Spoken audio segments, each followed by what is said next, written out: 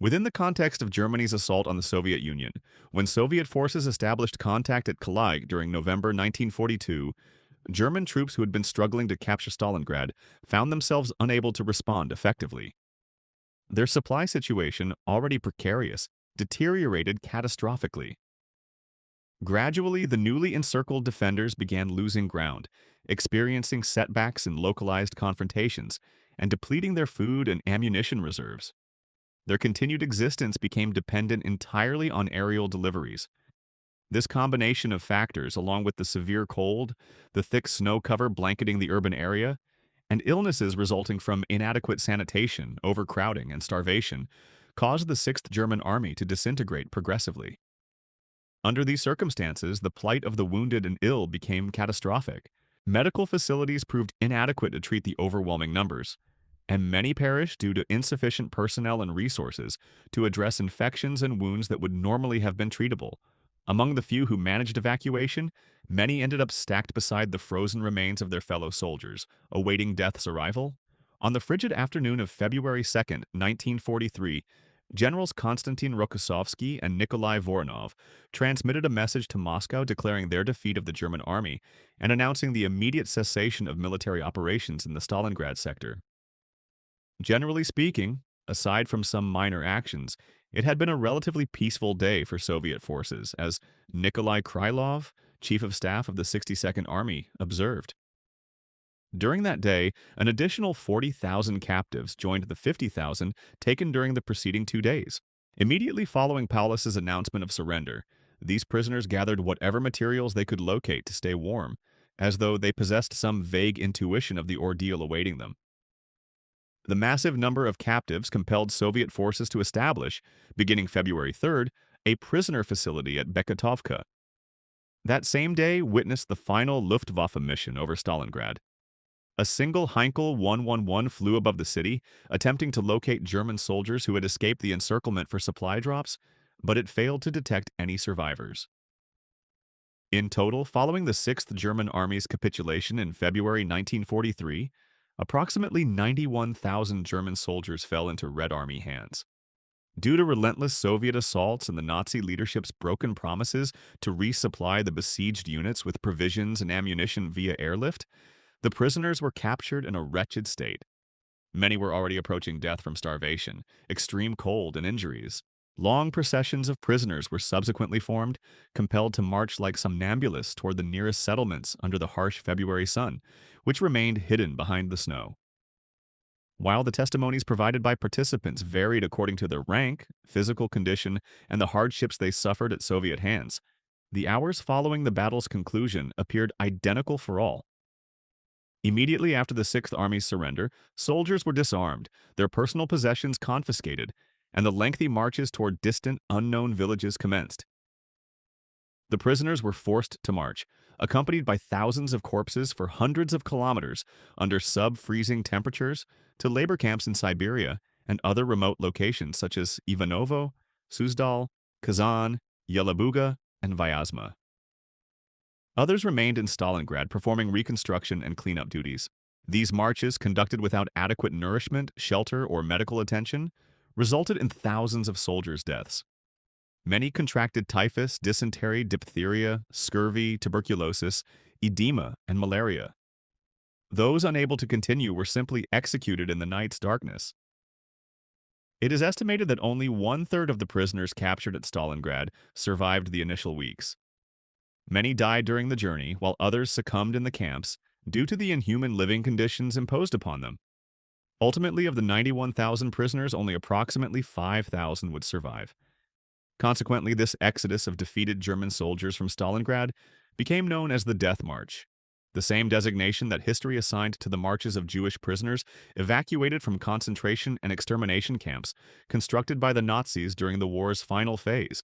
Politically, these marches and the conditions in Soviet camps served as propaganda instruments for both the Federal Republic of Germany and the German Democratic Republic, often for contradictory ideological purposes. In West Germany, the prisoners' suffering was emphasized as part of a strategy to distance the new German state from its Nazi past, while in East Germany, these events were minimized or Hitler's regime was blamed for ultimate responsibility for the deaths. On a personal level, the psychological and physical impact of these marches and subsequent confinement in Soviet camps proved devastating for survivors. Many who managed to return to Germany suffered from post-traumatic stress disorder, chronic malnutrition, and other physical sequelae. The accounts of those who survived these horrors helped construct the narrative of Soviet regime brutality, but they also illustrated the relentless retribution resulting from Nazi Germany's genocidal policies in the Soviet Union.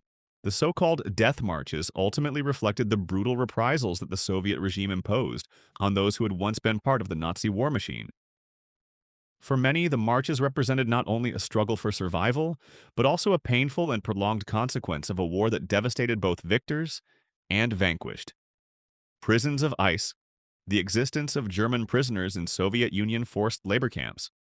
The situation in detention centers and forced labor camps throughout the Soviet Union was intricate. The gulags established by the NKVD in the early 1930s housed, throughout the war, the same inmates who had been there before the conflict erupted. Individuals accused of espionage, sabotage, aggravated theft, and especially political prisoners convicted of disseminating anti-Soviet propaganda or counter-revolutionary ideas. Beginning with the German invasion in summer 1941, the Interior Ministry created the General Directorate for Prisoner of War and Internment Affairs, responsible for establishing and overseeing labor camps exclusively for German prisoners of war and their allies. However, the Directorate encountered several logistical challenges, as due to the war it lacked the necessary workforce to construct labor camps across Soviet territory. Additionally, the highly uncertain situation at the front made it impossible to determine optimal construction locations. Therefore, during the invasion's first year, the Red Army was compelled to hold very few prisoners. However, after the Battle of Stalingrad, the situation changed drastically. The massive influx of German prisoners enabled the creation of hundreds of labor camps, particularly in territory that the Red Army reclaimed through its counteroffensive. In the Volga region around Stalingrad, approximately 40 camps were constructed. Soviet prisoner camps were characterized by food shortages, lack of medical care, and severe weather conditions. The thousands of prisoners who entered Beketovka or Krasnoarmeysk, the two camps that concentrated the largest number of detainees, had to survive on only a few grams of black bread baked with sawdust, potatoes, and at best, beets and cereal. Beketovka had been a school, but during the battle, the facilities sustained damage. There were holes in walls and roofs, and wood from doors and windows had been used for firewood. In practice, living there differed little from living outdoors. There were no beds or bunks. Prisoners slept huddled on the ground, trying to stay warm among the mass of pale, freezing bodies in temperatures that could drop below minus 30 degrees Celsius at dawn. In winter, the vast majority of prisoners suffered from some serious illness. The most common were diphtheria, muscular dystrophy, respiratory diseases, and typhus. Corpses were not buried. Soviet soldiers stripped them, took whatever valuables they could find, and piled them atop each other while the cold froze them, preserving them from decay. There were even cases of cannibalism, and thefts were frequent, encouraged by Soviet guards themselves, who amused themselves by witnessing the dehumanization of German army prisoners. Prisoners faced forced labor, diseases, and brutal treatment by guards. They were utilized in forced labor in mines, factories, and infrastructure projects. Workdays were long and exhausting, often exceeding 12 hours daily in all weather conditions. The work was performed with primitive tools, and supervision by Soviet guards was brutal. Those who could not meet work quotas or showed signs of weakness were severely punished, and many prisoners did not survive more than a few months due to exhaustion and illness. These working conditions, combined with a lack of nutrition, led to a high mortality rate. The camps had very few medical resources. Wounded or sick prisoners were often left to their fate with rudimentary or non-existent treatments. Infections and diseases that under other circumstances would be treatable became death sentences. The camps operated under a rigid regime, and minor infractions could result in severe punishments, including beatings, solitary confinement, or even summary executions. German prisoners were held in contempt by many Soviet guards, who considered them to be receiving their deserved punishment for the atrocities committed by Nazis on Soviet soil. This hatred manifested in brutal treatment and widespread lack of compassion. The situation improved slightly beginning in summer 1943, when American aid packages arrived in the Soviet Union. and basic food parcels were distributed among prisoners. However, by this time, only a few thousand prisoners remained alive. There were also differences in prisoner treatment depending on their military rank and the degree of influence they had achieved within the Nazi regime's hierarchy. Regular soldiers naturally received the worst treatment, although officers enjoyed more privileges. It is estimated that of the 1,800 officers held in a former monastery in Yelabuga, east of Kazan, only one-third survived. Generals, on the other hand, generally did not suffer more than a few interrogations and were eventually released, though not before being utilized by the vast propaganda apparatus of the Soviet Union. Ultimately, the experience of German prisoners of war in the Soviet Union during World War II reveals a brutal and desolate reality. The forced labor camps, mostly located in devastated regions with scarce resources, became places of extreme suffering. The food shortages, harsh weather conditions, and lack of medical care led to a high mortality rate among prisoners. Added to this was the ruthless treatment by Soviet guards, fueled by accumulated resentment from atrocities committed by German forces on Soviet soil. While lower-ranking prisoners faced deplorable conditions and high mortality, officers and generals, though they also suffered, received relatively more lenient treatment. Soviet propaganda used these officers to illustrate the supposed superiority of the Soviet regime. Altogether, the history of these prisoner camps reflects both the cruelty of the conflict and the various ways the war influenced the lives of those caught in its machinery. Between cold and propaganda, the story of Friedrich Paulus in the Soviet Union. Paulus, one of the Third Reich's most prominent generals, is also marked by a story of captivity and suffering in the Soviet Union. His trajectory from leadership in the Battle of Stalingrad to his captivity and later life reflects the dramatic turn that World War II took on the Eastern Front. Paulus, commander of the German Sixth Army, was a central figure in the battle. In November 1942, when German forces began their advance toward the city's south, Paulus was at the epicenter of one of the conflict's fiercest confrontations. The Soviet resistance, led by General Vasily Chuikov, was relentless, and urban warfare tactics and the harsh climate soon began to take their toll on German forces. By January 1943, when the situation had become untenable for German troops, after weeks of intense fighting and a desperate struggle for survival in a hostile environment, Paulus was forced to surrender. Ironically, Paulus had initially considered Operation Barbarossa to be madness, but he was compelled to follow Hitler's orders with military stoicism. During the operation, Paulus advised cutting off Russian retreat routes, preventing them from falling back into the interior. He also suggested to Hitler the need to secure winter clothing for soldiers in case the war dragged on, but the Führer forbade him from mentioning the subject again. Finally, on January 30th, 1943, Hitler promoted Paulus to the rank of Field Marshal, insinuating that no officer of that rank had ever surrendered to the enemy. Paulus was expected to take his own life rather than be captured. However, suffering from dysentery, Paulus chose to disobey Hitler's orders. In retaliation, the Gestapo took his children, Ernst and Olga, prisoner, and sent them to an Alpine prison from which they were released in 1945. His wife, Elena Rossetti Solescu, was also offered the chance to renounce her married surname, but she refused. Following his capitulation, Paulus was transported to a Soviet prisoner of war facility in the expansive Eastern Territories. The journey into captivity was filled with hardship and challenges. En route to the camps, Paulus and his men endured hunger, extreme cold, and exhaustion. Once in the prisoner of war camp, Paulus confronted a new set of difficulties. Soviet prisoner of war camps, as previously mentioned, were overcrowded and lacked basic supplies. Conditions were inhumane, food was scarce, facilities were precarious, and diseases spread rapidly.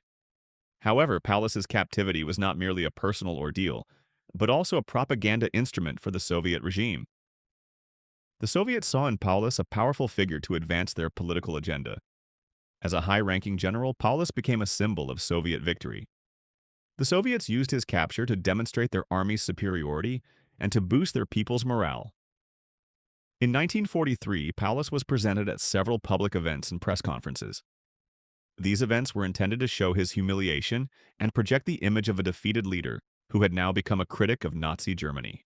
Paulus was released in 1953 after spending almost a decade in captivity. His wife passed away just 4 years later. His release came at a time when relations between the Soviet Union and West Germany were beginning to improve. However, his return to Germany was bittersweet. The country he found was vastly different from the one he had known before his capture. The nation lay in ruins after the war and was undergoing a period of reconstruction and redefinition. Upon returning to his homeland, Paulus found a divided Germany where the Nazi past cast a constant shadow. Despite his prominence during the war, his reputation in Germany was ambivalent. His figure became a subject of controversy and debate, especially in the context of his role in the Battle of Stalingrad and his subsequent captivity. He worked as the civilian head of the Institute for Military Historical Research until the end of his life. Over time, he developed aggressive bulbar paralysis, which caused his death in a Dresden clinic on February 1, 1957. The story of Friedrich Paulus, from his leading role in the Battle of Stalingrad to his captivity in the Soviet Union, illustrates the complexity and suffering of the conflict on the Eastern Front. Paulus's capture after his resistance in battle and his defiant disobedience of Hitler's orders reflects the dramatic turn the war took for Germany. Despite his status, Paulus faced brutality in Soviet camps, similar to that experienced by lower-ranking prisoners: hunger, disease, and ruthless treatment. Soviet propaganda used his figure to emphasize their victory over Germany, but his personal experience was marked by suffering and disillusionment. His release in 1953 and return to a devastated Germany highlights the contrast between the once glorious military past and the harsh reality of a country in reconstruction. In the end, Paulus's life, marked by humiliation and internal conflict, offers a perspective on the seemingly infinite complexity of World War II. Between loyalty and betrayal, the story of Walter von Seydlitz-Kurzbach. Walter von Seydlitz-Kurzbach was born on August 22, 1888, in Potsdam, Germany, into a family with military tradition. He joined the German army in 1908 and served during the World War I. He participated on both fronts as a lieutenant in the Imperial German Army and was promoted to captain after the war. During the interwar years, he continued his military career, rising through the ranks. He held several military positions during the Weimar Republic until he was transferred to the Reich Ministry, where he became directly involved in German military planning, restricted after the peace treaty of 1919. With the outbreak of World War II, Seydlitz-Kurzbach was assigned to command positions on the Eastern Front, participating in several important campaigns, including the invasion of the Soviet Union in 1941. During the Battle of Stalingrad, Seydlitz-Kurzbach commanded the LI Army Corps, a key unit in the German Sixth Army under Paulus's command. His forces were responsible for some of the most intense fighting in the city, and like the rest of the Sixth Army, they were trapped when the Red Army encircled the city. As the situation deteriorated, Seydlitz-Kurzbach was one of the officers who advocated breaking the encirclement and retreating before it was too late. However, his suggestions were rejected by Paulus, who followed Hitler's orders to hold the position at all costs. Seydlitz-Kurzbach became increasingly critical of Hitler's decision to forbid a retreat. Seydlitz-Kurzbach was captured by Soviet forces shortly before the surrender of the Sixth Army in February 1943. He was one of the highest-ranking German officers to fall into enemy hands. Unlike many of his comrades, Seydlitz-Kurzbach made a decision that would set him apart. He chose to collaborate with the Soviets. He was summoned by the Red Army's high command by order of Stalin to try to convince other German generals to join a project that involved gathering a significant group of captured officers to rise up against Hitler. Helmuth Schlömer, Moritz von Dreber, and Alexander Edler von Daniels were among the German generals who agreed to collaborate with the project. Seydlitz-Kurzbach even participated in radio broadcasts from Moscow with anti-Nazi propaganda directed at Wehrmacht troops. When the situation became known in Germany, Seydlitz-Kurzbach was stripped of his citizenship and sentenced to death in absentia by a Nazi military tribunal, which accused him of treason. His family members were also persecuted and expelled from official positions by Hitler's order. In September 1943, Seydlitz-Kurzbach was appointed president of the League of German Officers, a group of high-ranking officers imprisoned in the Soviet Union, whose goal was to overthrow Hitler by creating a free army or instigating a military uprising in Germany's rear.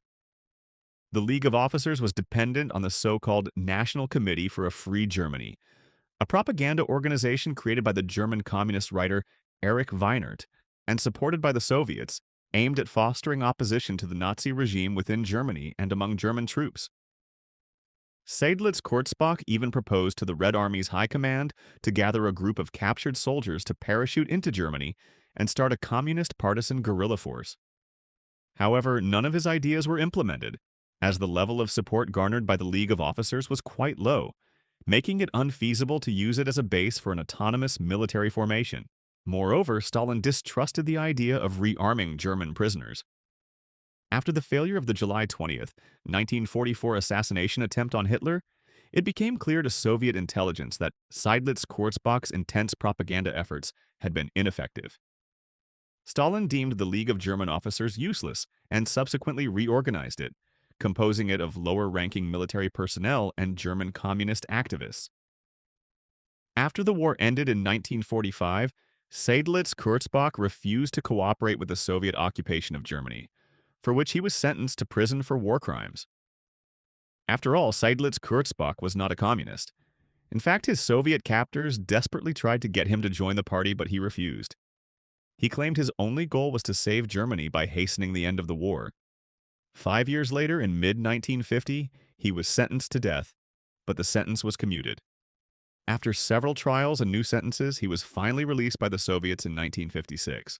Seydlitz-Kurzbach returned to Germany after almost 14 years of absence and settled in Bremen, where he tried to recover his property, regain his rank, and obtain the lifelong pension he was entitled to as a general.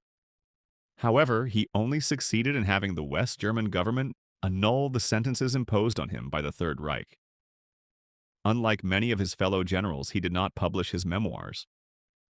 Unable to recover his military rank and completely ignored by his former comrades in arms, Seydlitz-Kurzbach died in Bremen on April 28, 1976. In 1994, his descendants managed to have the Russian military courts annul the sentences imposed on him by the Soviet Union. Walter von Seydlitz-Kurzbach remains ultimately a controversial figure in German history. For some, he was a traitor who sided with the enemy at a critical moment. For others, he was a patriot who tried to save Germany from self-destruction. Years later, historian Robert Citino curiously remarked that anyone sentenced to death by both Hitler and Stalin must have something going for him. The General in the Shadows, The Grim Life of Karl Strecker. Karl Strecker was born on September 20th, 1884, in Reidenburg, East Prussia. Like many young men of his generation, Strecker joined the Prussian army at the start of the 20th century and served with distinction during World War I, which allowed him to rise through the military hierarchy. Following Germany's defeat in 1918, Strecker, like many of his comrades, remained in the ranks of the reduced Reichswehr, the foundation for the future Wehrmacht. During the Weimar Republic years, Strecker continued to climb the military ranks, honing his strategic and tactical skills. When Adolf Hitler came to power in 1933 and began the reconstitution of the German armed forces, Strecker was integrated into the new Nazi army. During World War II, Strecker was commander of the 11th Infantry Division and later of the 11th Army Corps. He took part in the invasion of France in 1940 and then in Operation Barbarossa, where his tactical abilities were put to the test. Strecker commanded the 11th Army Corps, one of the units trapped in the cauldron of Stalingrad. At the end of the battle, Strecker and his troops were positioned at the northernmost end of the German defensive perimeter near the Volga River, practically isolated from the rest of the 6th Army. Strecker was determined to hold out as long as possible to provide all the support he could to Erich von Manstein's other forces, although he refused to continue fighting solely for propaganda purposes and forbade his staff from committing suicide.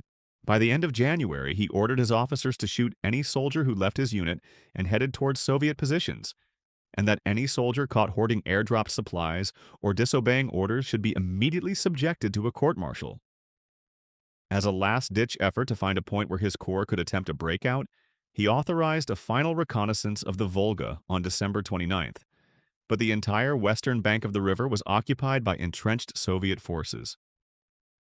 On February 1st, after confirming that Paulus and all other combat formations had surrendered, Strecker gathered his staff and informed them that the military situation was hopeless, and that all troops under his command were free to act according to their conscience. The following morning, Strecker surrendered his 11th Corps to Soviet troops. He was one of the last German commanders to surrender during the siege by Soviet forces, After the surrender, Strecker and the other general officers were transported by freight train to Camp 27 near Krasnogorsk, and later by bus to a former cloister in Suzdal. Finally, in July, they were sent to Camp 48 in Voykov, where Strecker remained for the next 12 years. Like the other prisoners, he suffered extremely harsh conditions, although his status as a senior officer granted him slightly better treatment than that endured by lower-ranking soldiers. The treatment of high-ranking officers like Strecker involved constant interrogations and propaganda efforts. The Soviets attempted to use these prisoners as part of their propaganda campaign to discredit the Nazi regime. However, unlike Seydlitz-Kurzbach, Strecker refused to collaborate with the Soviets or join the National Committee for a Free Germany. Along with Karl Rodenberg, Hans Heinrich Sixt von Arman, Walter Heitz, and the Sixth Army's Chief of Staff Arthur Schmidt, he was part of the anti-communist faction of officers in his camp who refused to cooperate with the Soviets while in captivity. As a result, Strecker endured the same hardships as his subordinates throughout his captivity: malnutrition, disease, and grueling labor. However, his status as a general likely provided some level of protection compared to lower-ranking soldiers, many of whom did not survive the first months of captivity. Despite the harsh conditions, Strecker remained steadfast in his loyalty to his military principles. Strecker spent more than a decade in Soviet captivity. He was released in October 1955 after Stalin's death and the relative normalization of relations between the Soviet Union and West Germany. He was part of the last group of Germans to be freed. After returning to West Germany, he underwent a long recovery and retired to Ida Oberstein, where he wrote his memoirs. He withdrew from public life, avoiding any involvement in politics or debates about the war. Unlike other German officers who joined revisionist movements or defended their roles in the war, Strecker largely remained silent about his experiences in Stalingrad and his time in prisoner camps. Strecker died on April 10, 1973, at the age of 88, having lived the final years of his life in relative obscurity, far from the spotlight that once illuminated his military career. To many, Strecker represented the spirit of resistance until the end. His story seemed to be that of a soldier who, despite the terrible circumstances, continued to fulfill his military duty. However, like many of his contemporaries, his loyalty to the German army led him to a tragic fate. Years of suffering in Soviet captivity, and a late return to a homeland that had irreversibly changed since his days commanding on the Eastern Front. The Nuremberg of Kiev. Justice in the shadows of Babi Yar. During World War II, Ukraine was occupied by German forces and endured brutal repression, including the mass murder of civilians, the persecution of Jews, and the forced labor exploitation of prisoners of war and civilians. Just 10 days after German forces entered the country, outside Kiev in the ravines of Babi Yar, the Einsatzgruppen, the Nazi death squads led by General Otto Rasch, supported by the SS and local collaborators, carried out some of the most atrocious and remembered massacres of the war. Using 2 explosions that destroyed the German army headquarters in the city center as a pretext, German forces decided to implement a systematic plan to annihilate the Jewish population of Kiev. With the help of the Ukrainian police and a group of local nationalists, German forces kidnapped the city's Jews, led them to the natural ravines of Babi Yar, a dark and desolate area on the outskirts near a psychiatric hospital and a prison, and forced them to dig their own graves. Before the executions, the SS decided to empty the hospital, killing all the patients. The prisoners were taken in groups to the edge of the pits and brutally executed. In just 48 hours, German forces murdered more than 30,000 Ukrainian Jews. This was not the only massacre at Babi Yar. By the end of 1941, when relations between the Third Reich and the Ukrainian nationalist group briefly broke down, German forces captured 600 of their former allies and executed them in the ravine. Babi Yar thus became the shared grave of both victims and executioners. Shortly afterward, the Nazis restored their relations with the Ukrainian nationalists. The ravine continued to serve as a prime location for the execution of thousands of people: Jews, Romani, Soviet prisoners of war, and civilians who simply opposed the regime. In addition to the massacres, the Nazis implemented a regime of forced labor in which millions of Ukrainian citizens, including prisoners of war, were enslaved and sent to work in inhumane conditions. Reprisals against the Ukrainian resistance and acts of sabotage were also brutal, with hundreds of villages and towns razed in response to any defiance. The crimes committed by the Nazis in Ukraine represented one of the darkest chapters of the German occupation. By mid-1943, as Soviet forces approached Kiev, the Germans decided to carry out a massive cover-up operation to conceal the executions.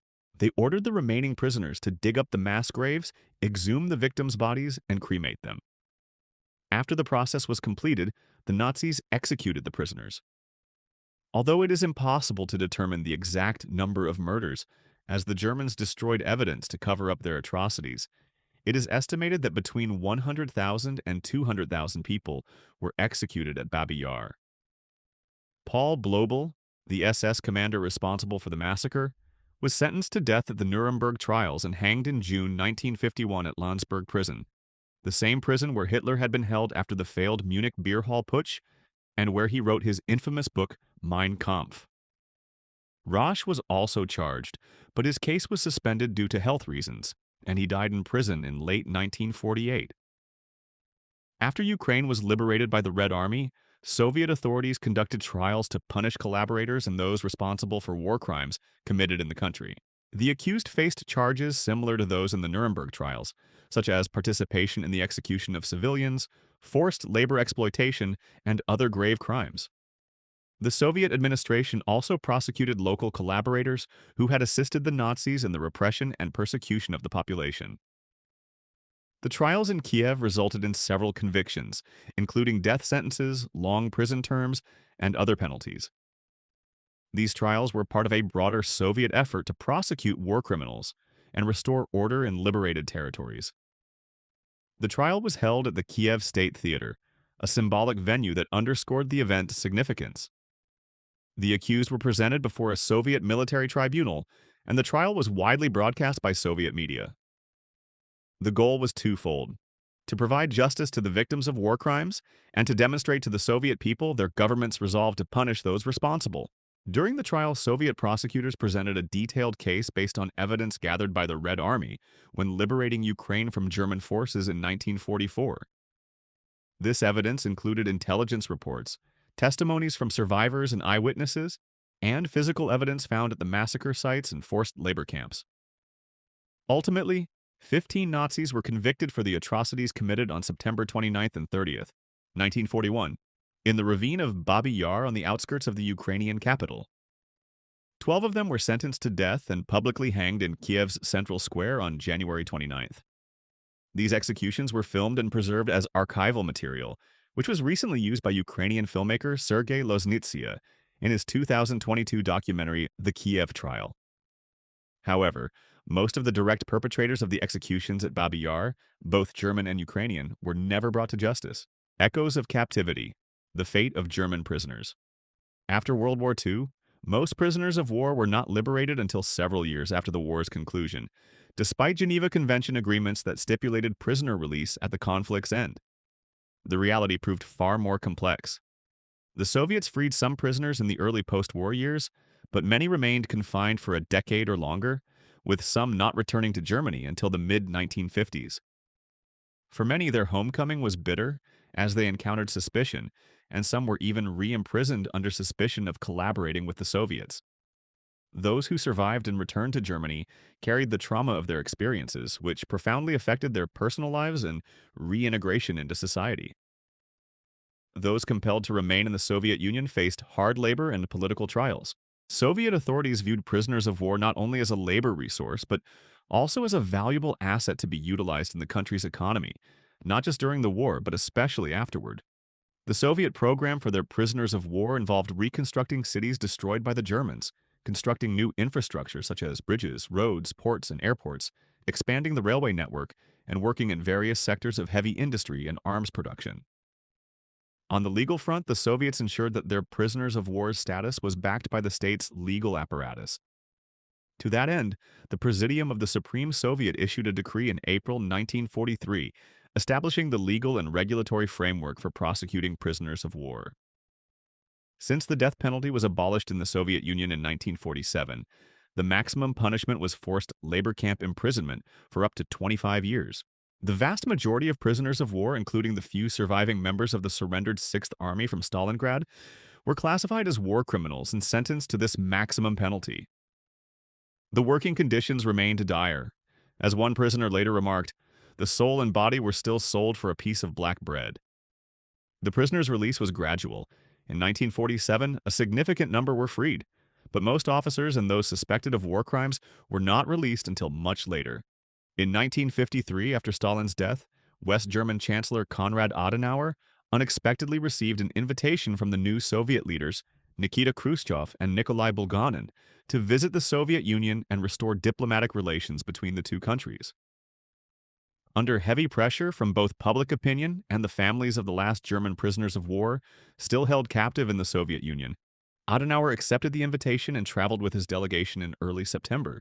After months of negotiations, Adenauer secured the prisoners' release. The last survivors of Stalingrad returned to Germany in mid-1955. Many were transported in overcrowded, unsanitary trains. The journey often took weeks, and for some it involved crossing multiple borders in a Europe still devastated by war. Upon arriving in Germany, many prisoners were in a deplorable physical state, suffering from chronic illnesses, malnutrition, and exhaustion.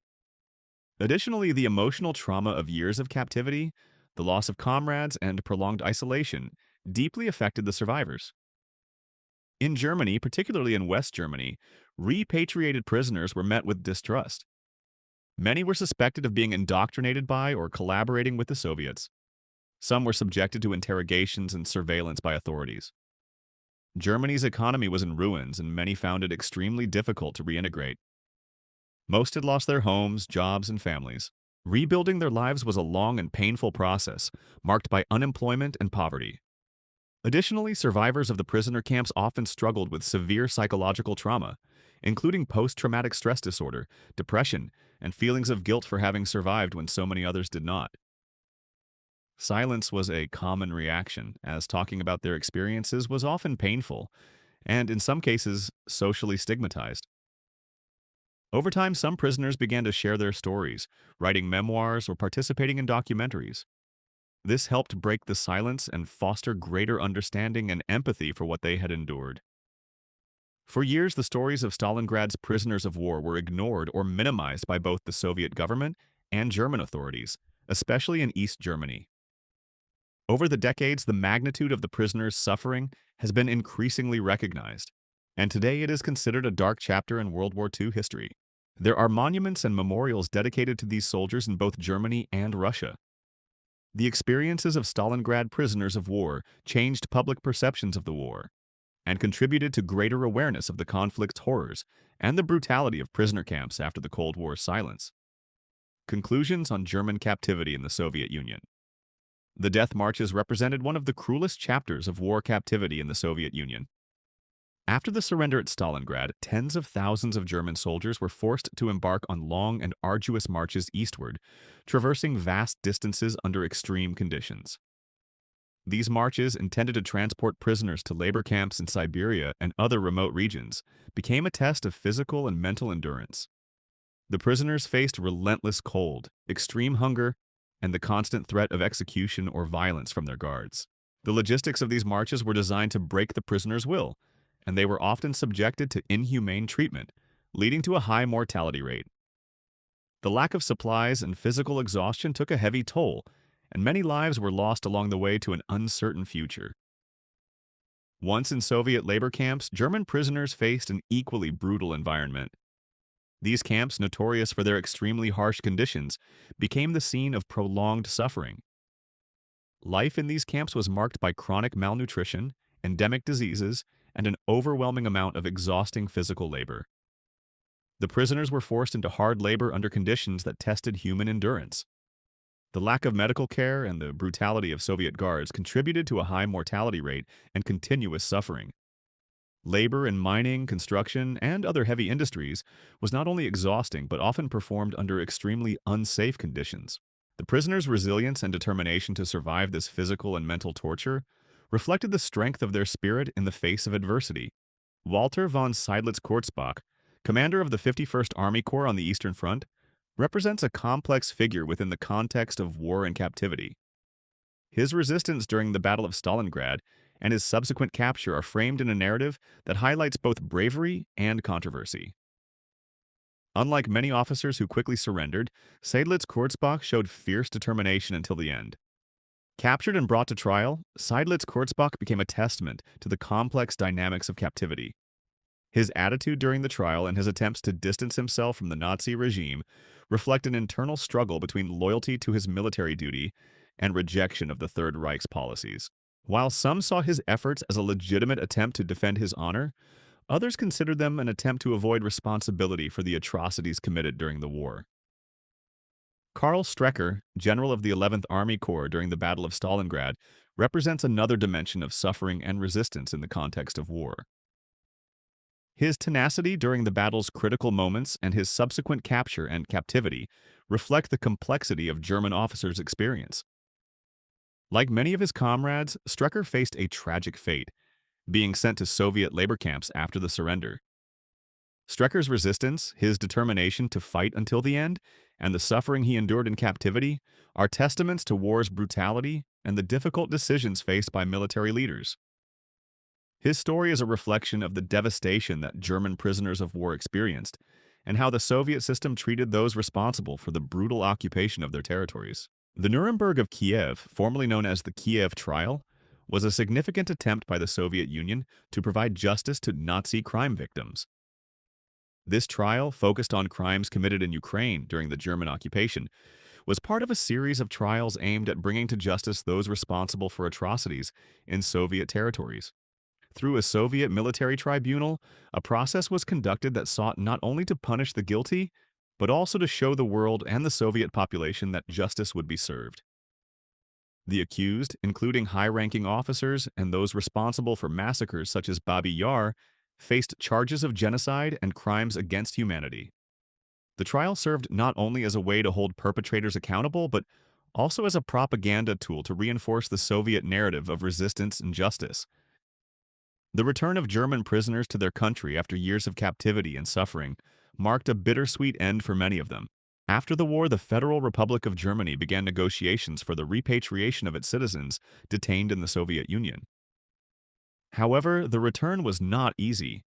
The prisoners returned to a war-torn country with a transformed political and social landscape. Returning to Germany meant facing not only the physical and psychological aftermath of their captivity, but also the difficult task of reintegrating into a society that had changed radically. For many, the return was a moment of reconciliation with their past and with the emerging new European order. The narrative of their captivity, marked by suffering and resilience, became an integral part of their identity and the country's collective memory. The story of these events not only highlights the magnitude of suffering experienced by prisoners and victims, but also the complexity of post-war responses, from the pursuit of justice to personal and national reconstruction. These episodes serve as reminders of war's tragedies and nations' commitment to confront injustice and seek truth amid devastation. Stalingrad, the beginning of the end for the Third Reich. The Battle of Stalingrad, considered the bloodiest in human history, was a turning point in World War II. The German army's defeat marked the beginning of its military decline on the Eastern Front. The Wehrmacht lost a significant number of soldiers and equipment, forcing it to abandon its offensive retreat and gradually withdraw all its military administrations. Following their victory at Stalingrad, the Red Army launched a massive counterattack, marking the start of a series of victories that would eventually lead them to Berlin. As British Prime Minister Winston Churchill put it, Stalingrad was the beginning of the end for Nazism in Europe. The defeat also severely damaged the Third Reich's reputation among its allies and even its own citizens. News from the Eastern Front following the battle drastically lowered public morale and raised serious doubts about Hitler's supposed infallibility. Anti-regime graffiti appeared on Munich's walls the morning after the battle, and members of the White Rose, a group of university students advocating nonviolent resistance to National Socialism, seized the moment to distribute pamphlets encouraging opposition. But above all, the defeat had a devastating effect on the troops' morale, who began to question the war's viability. Moreover, the loss of resources and manpower intensified Germany's economic struggles, which were already under enormous pressure to sustain its war effort on multiple fronts. In contrast, the Red Army's victory bolstered Stalin's position and lifted the Russian people's morale, giving a significant boost to communist propaganda. Additionally, the victory allowed the Soviet Union to reclaim important industrial and agricultural areas, strengthening its war economy. The German defeat at Stalingrad confirmed what many had suspected. The logistical capacity of German forces was insufficient to supply and sustain an offensive on a front stretching from the Black Sea to the Arctic Ocean. The Wehrmacht lacked the necessary resources to advance further east, with the banks of the Volga River marking the easternmost point reached by German troops in Europe. The surrender of Friedrich Paulus, the first field marshal in German military history to surrender, and the breach in the Eastern Front plunged Hitler into a deep depression. The Führer began taking sleeping pills to escape the nightmares that haunted him each night. Nightmares that would eventually lead him to commit suicide in his underground bunker in April 1945. The Third Reich lost its best army at Stalingrad, an army with which Hitler boasted he could storm the heavens. The losses also included most of the 4th Panzer Army, Army Group Dawn, and countless material and logistical resources. By the battle's end, the Wehrmacht had lost over 400,000 soldiers. Many of them experienced elite troops that could only be replaced by recruits, including the losses of Army Group A, Army Group Dawn, and German units of Army Group B in the period immediately before the battle. German casualties totaled more than 600,000. Additionally, approximately 900 aircraft, including 274 cargo planes and 165 bombers, 500 tanks, and 6,000 artillery pieces were lost. The Axis armies also suffered similar losses, marking a breaking point in Germany's relations with its satellite countries. The battle left hundreds of thousands dead, wounded, or missing. The cities and towns surrounding Stalingrad were devastated, and civilians suffered immensely from resource shortages and war's violence.